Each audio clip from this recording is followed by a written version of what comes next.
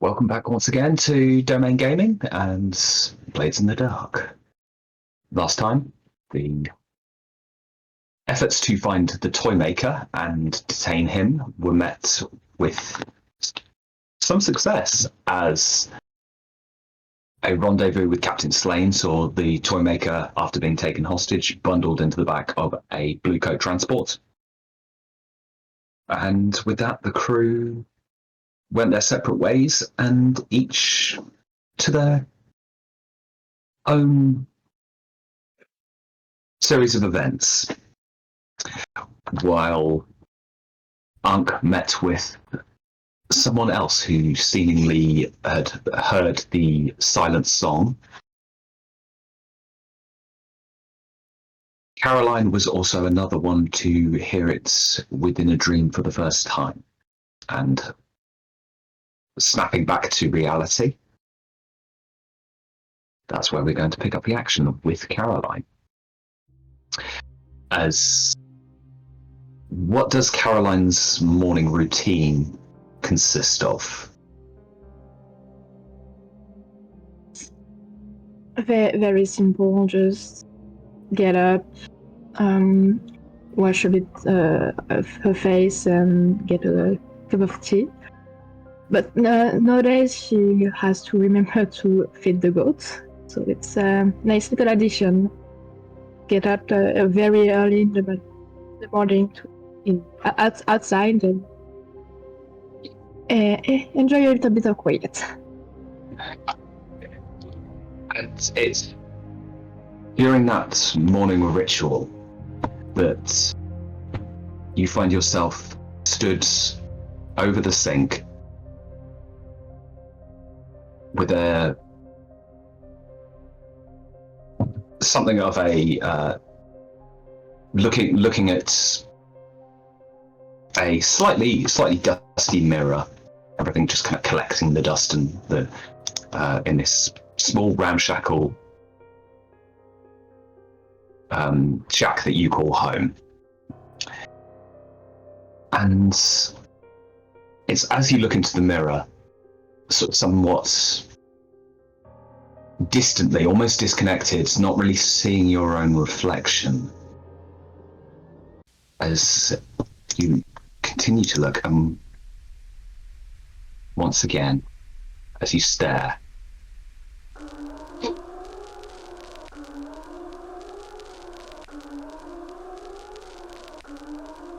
the room in the reflection seems to reach out behind you, extending further and further, as everything seems to distort. The walls seem to run with a dark oil-like substance, and at your feet you swear you feel the cold water begin to bubble in, swelling around your ankles.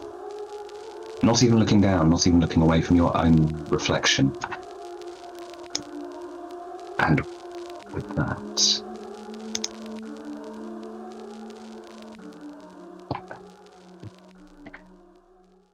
something snaps back as a single bell toll reels out, and you realize that, looking around you,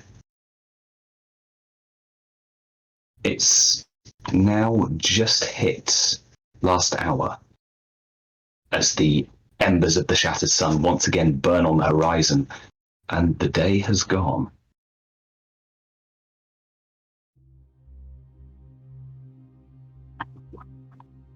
I stood there an entire hour? A day? The entire day? Yeah. Oh. Okay. Weird. Not fun, weird. Karen's going to do something she's don't do usually. It's not very, not much for the main, but she's going to pick some tarot card and try to get a look in this situation with small arcane means she has. Okay. This is the moment where I'm somebody's gonna say Sorry. I was going to say this is the moment the GM has to look up tarot cards and their meanings. not at all. I'm typing for something completely different. I would like you to make me a fortune roll, please. I recall I can do that from my shit. I have learned something. Mhm.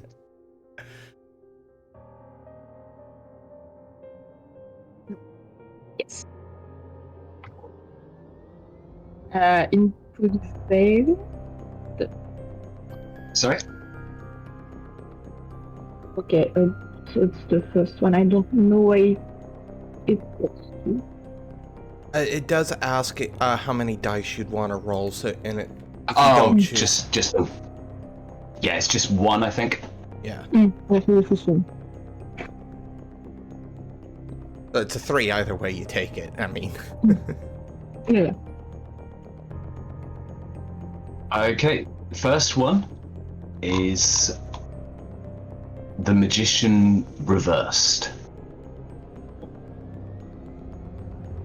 signifying manipulations or illusions. The second is the Emperor, an authority, structure, and a father figure. And the last one, the Hierophant, again reversed, of rebellion, subversiveness, freedom, and personal beliefs.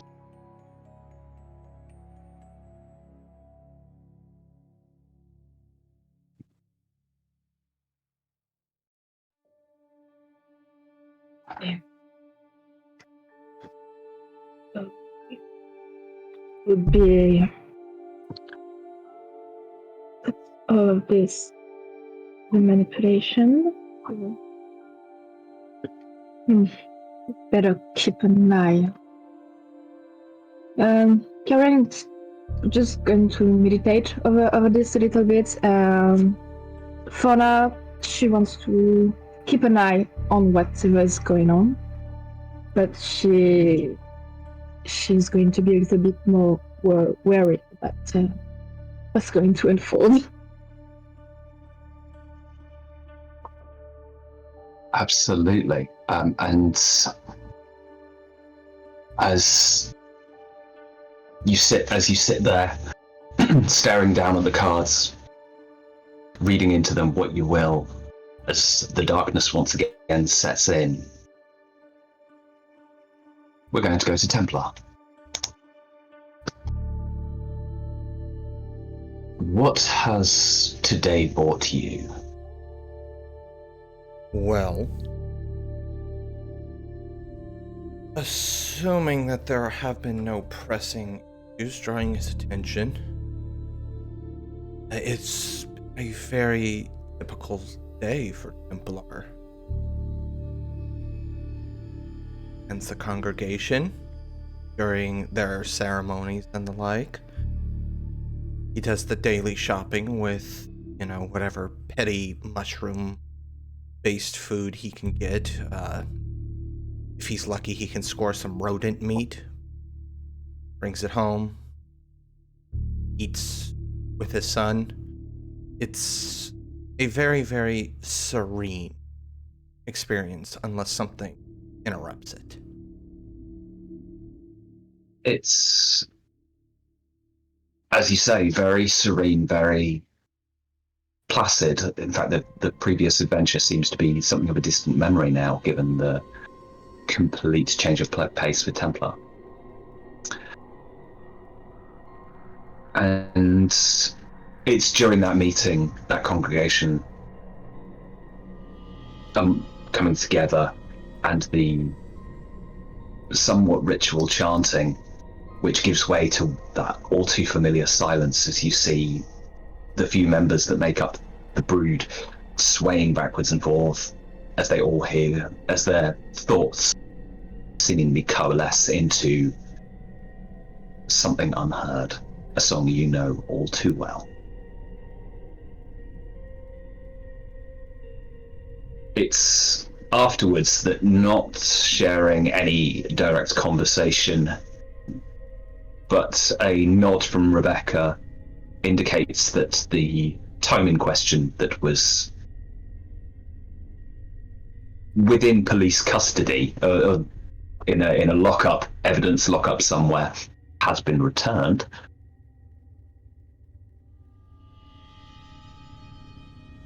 And as of the moment remains hidden away, where its rather unpredictable effects can remain at least somewhat kept at somewhat of arm's length.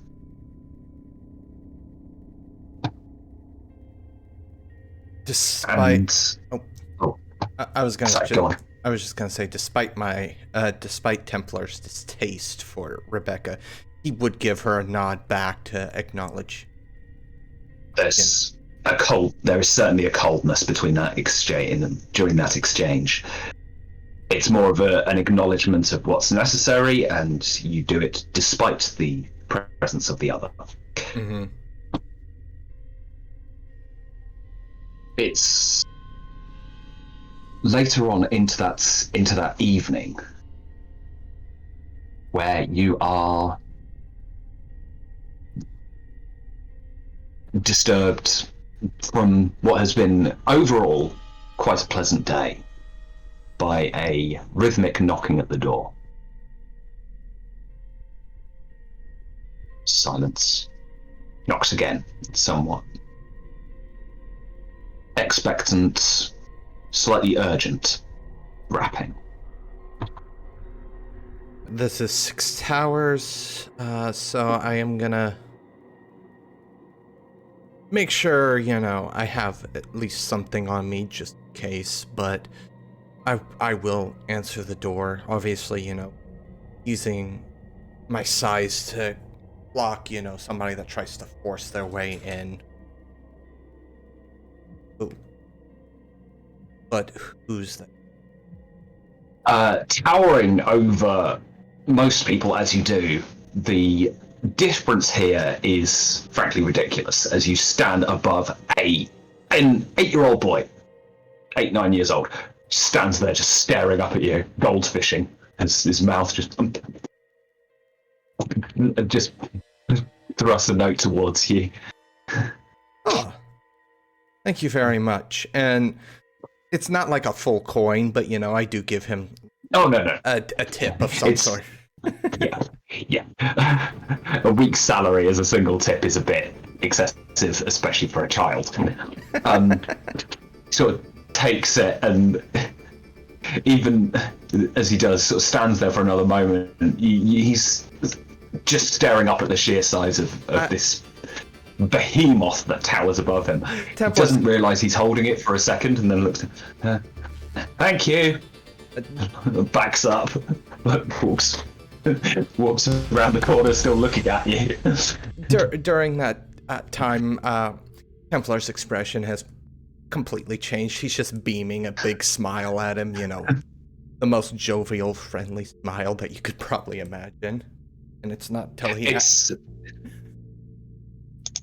It's more that this child has probably never seen anyone of that size before, and it's just this moment of how can a person be that big?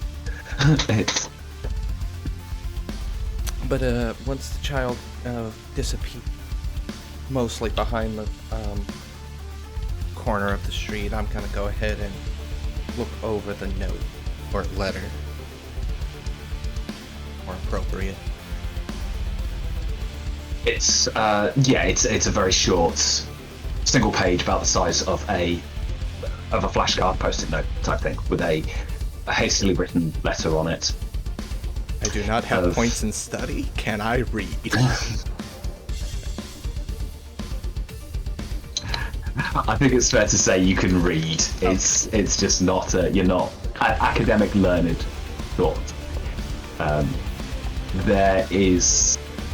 It's very succinct, very to the point, with details of the path of echoes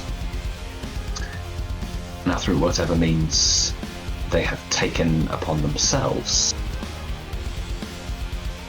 to deal with the things unseen, the things not of this world, through their own rituals, attempting, in a small group, not obviously the entire organization as it stands, being almost the state religion of Akaros, and certainly the most practiced in Dosval. Church of Ecstasy. That's Church of Ecstasy, Path of Echoes. So the Church of Ecstasy, who are a small group led by one of the preceptors, who have taken this upon themselves to hold back any efforts you have made in counteracting your own ritual practices. All right, I just want to confirm. Who's this letter about? Because there was a bit of confusion there. I just want to make sure. Sorry, this is the Church of Ecstasy. Okay, The main state religion. And by hold back, you mean try to prevent us, or prevent any actions you do by enacting their own rituals within a much smaller need-to-know basis group within the church, but like I said, led by a preceptor, so somebody of fairly high repute and rank within the establishment. The letter itself, signed by a sign-off you know with somewhat familiarity, but only signing off by a friend.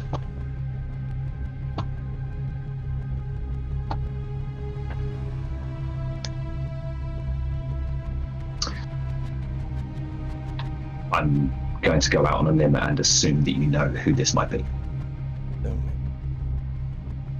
Mr. Klein. Klein? Klein. With that information firmly in mind, Templar is going to put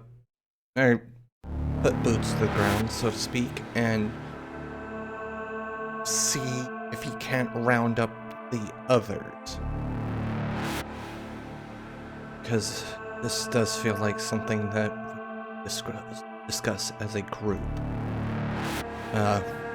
Obviously, the meeting place would be the grotto. It's this matter of the congregation. Yeah. There's very little response where having seen Ankh previously, as he stood in one corner during the ritual with another bespectacled stranger unknown to you, made a few introductions but promptly disappeared, and at this moment in time, away from yourself, is currently working the waterways as a gondolier once again. While Praescio finds herself somewhat embroiled in the social dealings that so often occur in White Crown amongst the wealthy and idle. However, you are able to obviously track down Caroline, who appears almost in a way that you have never seen her before. The usual way she's turned out seems to be almost forgotten about. The appearance, she has the appearance of having just got up. Hair hangs loose around her shoulders, and a slight uncertainty on her face, despite the fact that the evening now rolls around and it's approaching the hour of I can't remember the hours. Give me one hot minute. Can't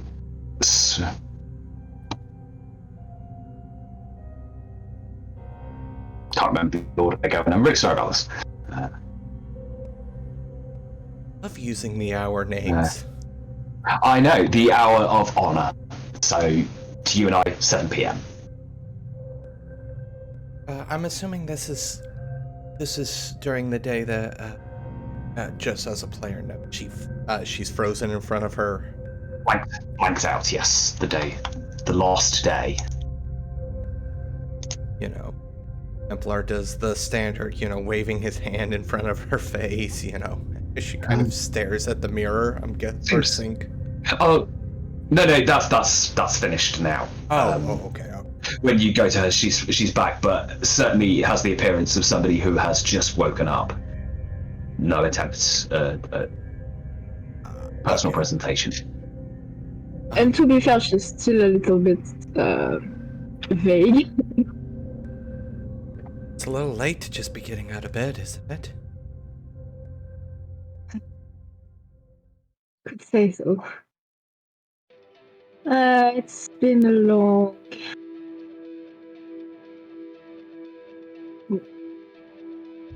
I don't.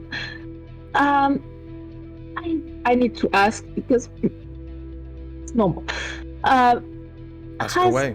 Anyone in your little group experienced strange events after journeying? Maybe dreams or visions, maybe. Is it a thing?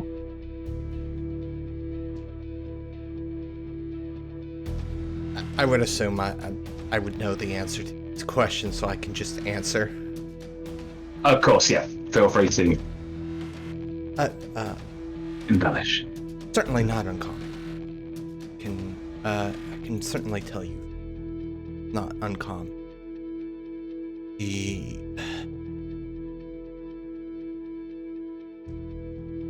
dreams depends on what they are and what they consist of. Probably looks around. Obviously, this is your hovel, I'm guessing. Probably not seeing anything that he deems sturdy enough. He may just kind of crouch with one knee on the floor, kind of in a more relaxed. Doesn't want to break like any of your furniture accident. He's like, oh, something concerning you? Well, you see, it's funny that you mentioned earlier that it was late because I just woke up and it was morning. I went and she points at the mirror. I went there. Think that to be how do I describe this? Very, very weird. And I stood there a bit, and when I came back to myself, it was the evening, and I apparently stayed there for the entire day without even noticing it. And what did you see or hear during that time? Or did you just completely black out? The room was changing around me, getting bigger. The walls were getting. I don't know if I blacked out. Honestly, I could have. I mean, people just don't stand up in front of mirror during an entire day. I have done strange things, but that's not one of my usuals. Well, not a lot to go on there. I can't necessarily interpret roles getting further away from you.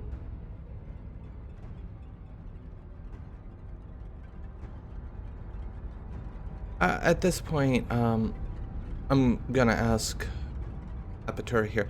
Has Caroline put away the tarot cards? Probably not. She's still a little bit zoned out, so she has left the card on the table just in case she would want to go back on it.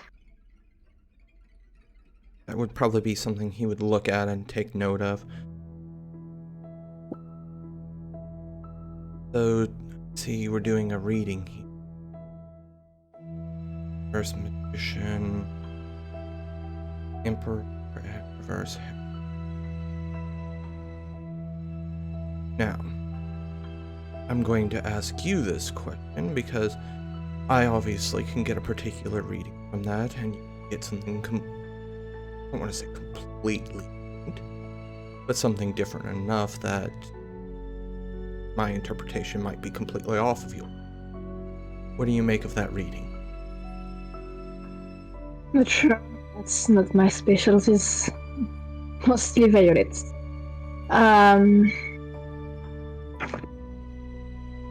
I think something's trying to play a trick on me or around me and masquerading as some sort of authority. Well, I don't know what to make of the last one. The first two seem to be related, but rebellion. Does it mean that I need to rebel? Does it mean that the goal of the final goal of whatever is happening is to provoke a rebellion? To change the order? I don't know. alright. Well, let me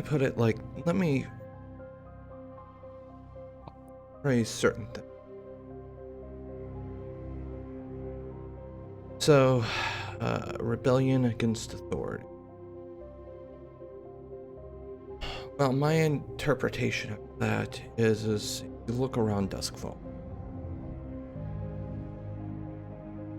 I'm not sure if you agree with me, but if you look around Dusk,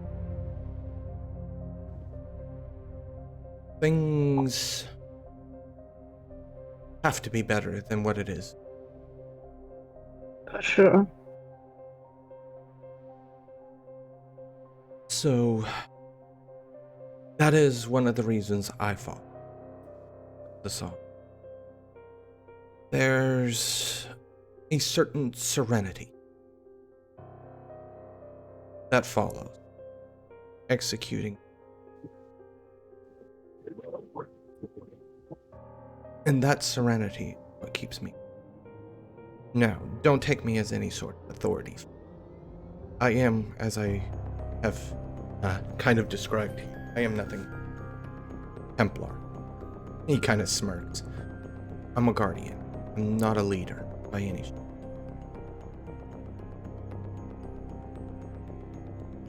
I follow.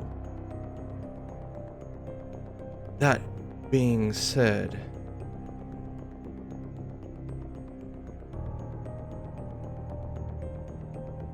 there is a certain level of rebellion that's going to be needed for things to actually change.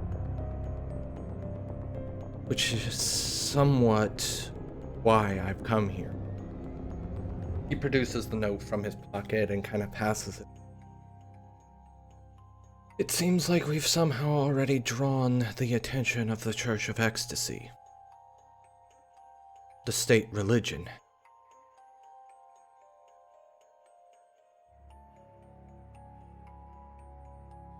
No problem with this, as they started to attack, or are they just throwing people away? It's more running interference, not attacking us directly. They're not drawing people away. They don't really need to. They're, the state-funded religion. But should they catch wind of anything we're doing, I would suspect they would run their own arcane implements to try and block.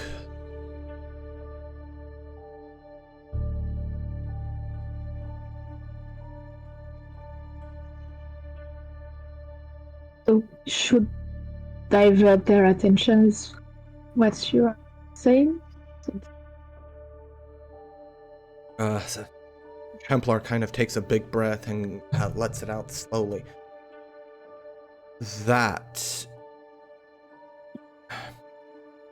This note is a little vague on detail. I think once we discuss this with everybody else, I think we pay a visit to the friend. I know who it is.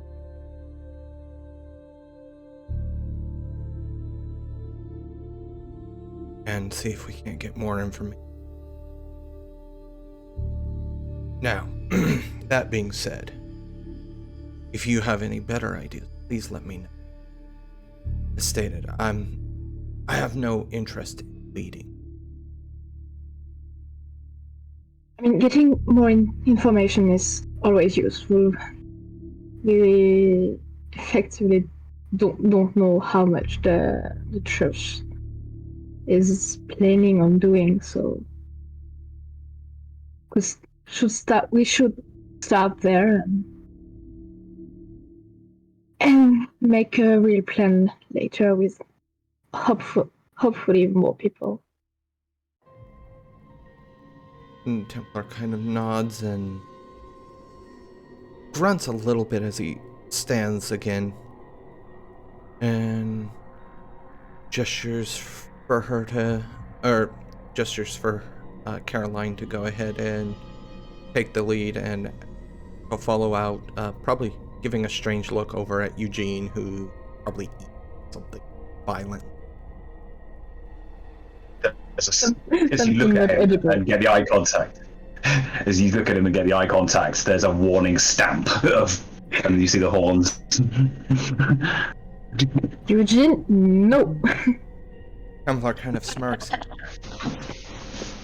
I've never wrestled a goat before. You don't want to wrestle this one. You see that cupboard? What's left of it? Yeah, I think it's insulted the goat in some way. Now it's firewood.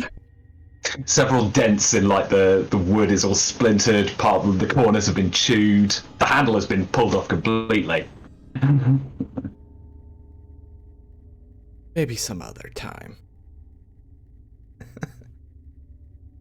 AKA, I'm gonna wrestle that goat one at least once. He's the world's first and only tier 7 crew on his own.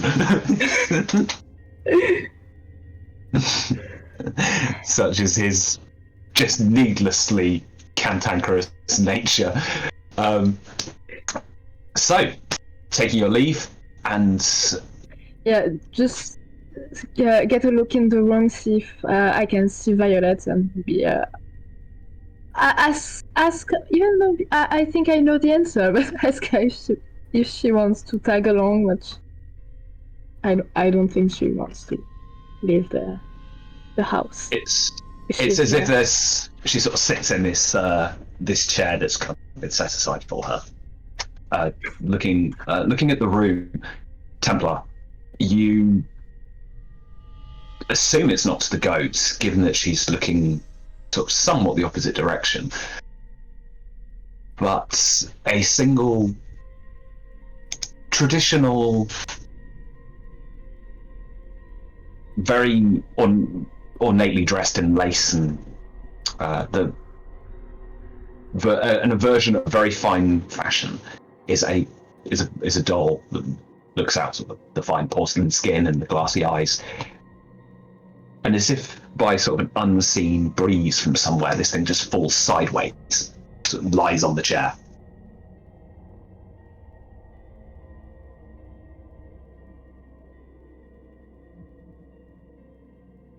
Templar probably wouldn't give it a second thought, honestly. Balls fall.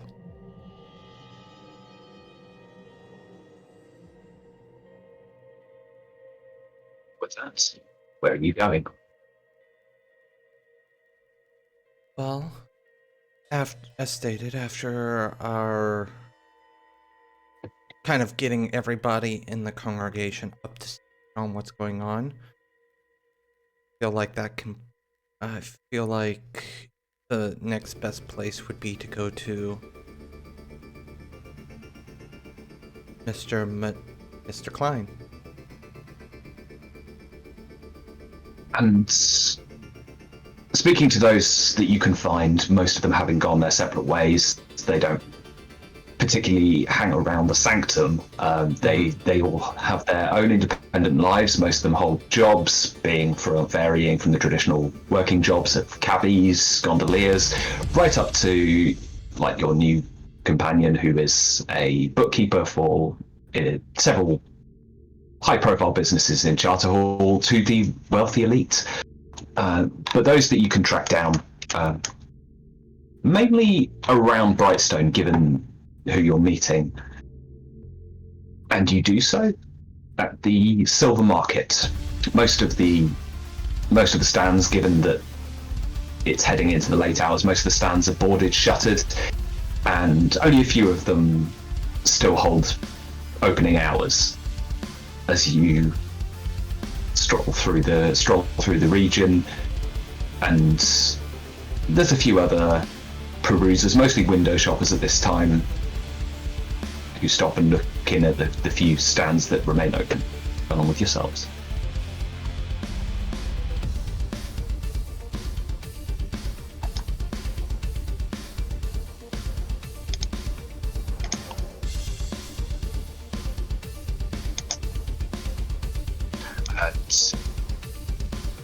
Upon meeting Klein, who you see him looking over into a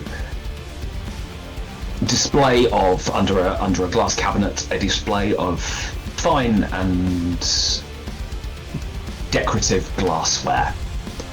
Someone's created like little glass animals that would sit on a shelf somewhere. There's a duck and a frog, and very twee, very inoffensive, but quite well made, but probably more appreciated by a certain demographic.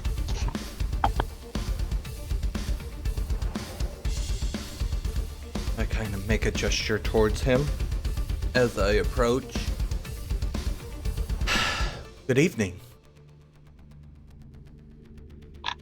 He turns almost sort of snapped out of a daze as he turns, looks at you, and there's a blink in the. A very fine evening that it is.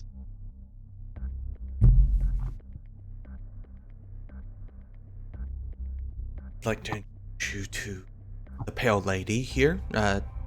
Templar gesture towards her. Just the quite a formal handshake greeting. And any friends of Cathal is a friend of mine. Shall we? Kind of indicates a direction to just ambulate around the Silver Market.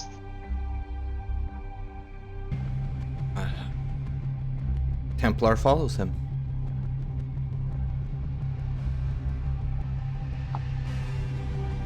I've gotten your message.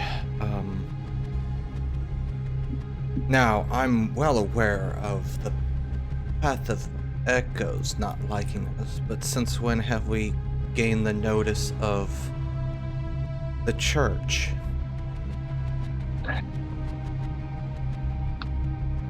It's not that you've gained the notice of the church to its general practitioners, to the majority of its ministers, I don't believe you have. Personally, I can't help but feel there are voices beyond, spilling out all your little secrets. Now, whichever forgotten god has taken upon itself to hinder your efforts to bring yours back into the world. There seems to be some disagreement in the great void beyond. Old grudges, I suppose, then? Please, don't ever let anyone ever tell you that the demons are not as petty as we are.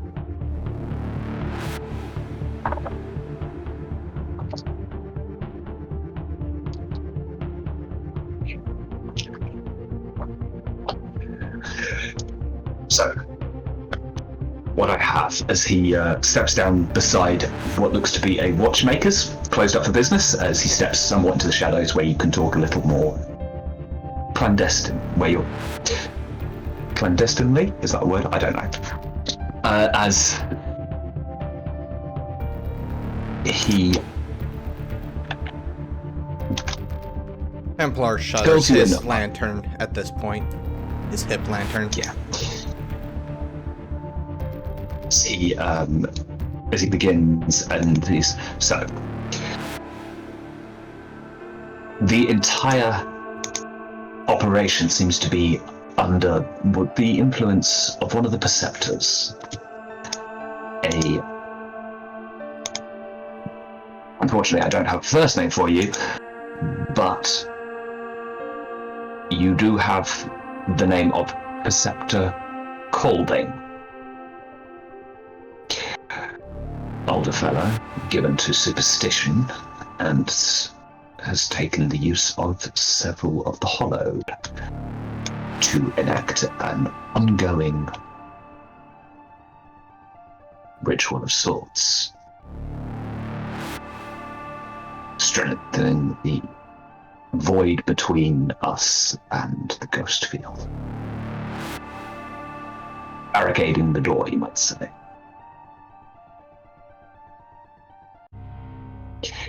Obviously, such a ritual is being conducted away from prying eyes. In the center of the sanctorium would be rather obvious, and so they have taken to one of the lesser, that little part of the world that we like to pretend doesn't exist in Dunslow. In the southwest corner.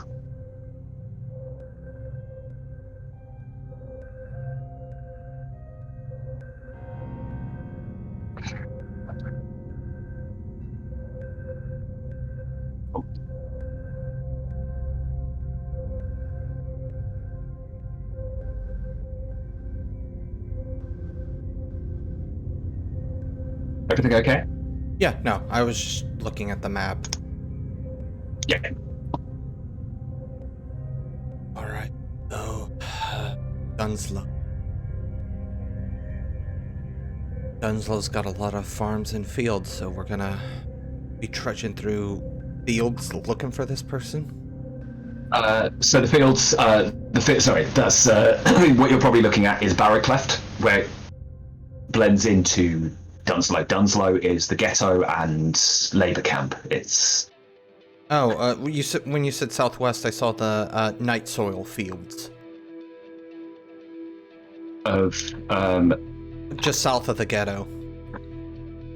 Oh, right, yes. So yeah, it's in terms of the actual sort of location, it's one of the original structures which has since had multiple other buildings, tents, lean-tos, all kind of set up around it.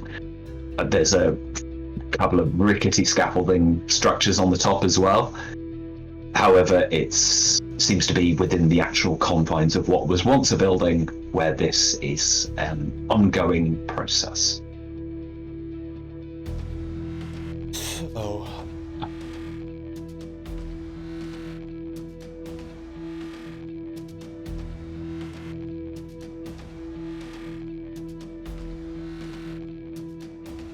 What would be your suggestion?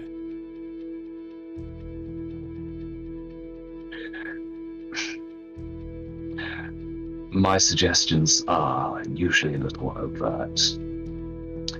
If you would like something more clandestine, I trust you to come up with something suitable. However, I suggest that while all of the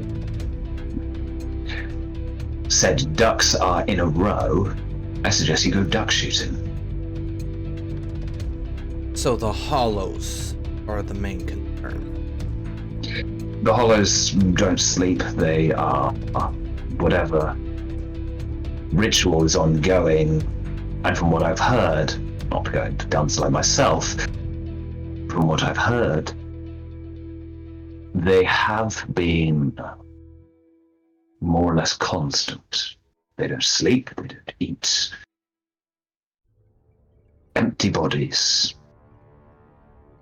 repeating the same incantation over and over and over again, driving many who were once homed inside in the area into the ghetto at large, trying to get away from it.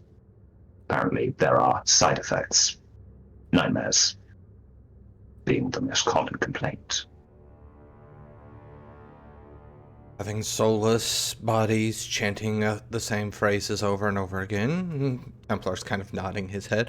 I could see how that could cause people nightmares. He kind of shrugs and chuckles a bit.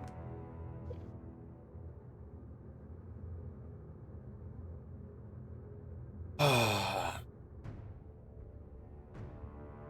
would like to have a discussion with this preceptor as well, but I feel like that might be out of range.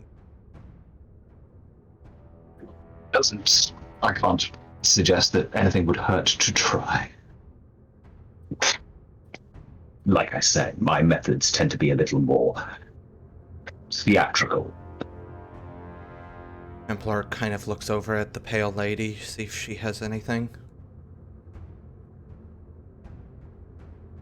Yeah.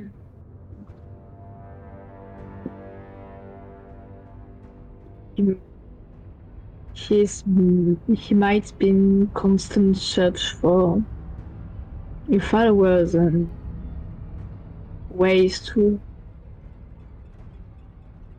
attract more people. We could play on that.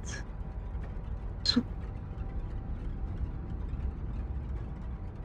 get him to come in a certain place and use that to interrogate him.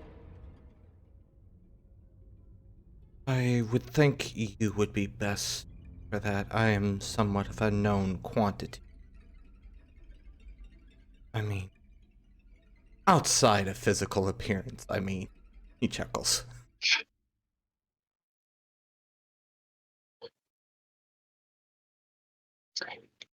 And while the two of you muse on or the three of you rather, muse on potential ways forward. You have just finished listening to this week's episode of Blades in the Dark, What Happens in the Dusk, part of the Domain Gaming, written and told by Livespark and Wyverian. A special thanks to you, the listener, and if you wish to continue supporting us, subscribe, like, and share. As always, comments are welcome. Until the next chapter, to those without direction, follow the lights in the quiet darkness and listen to the silent whisper.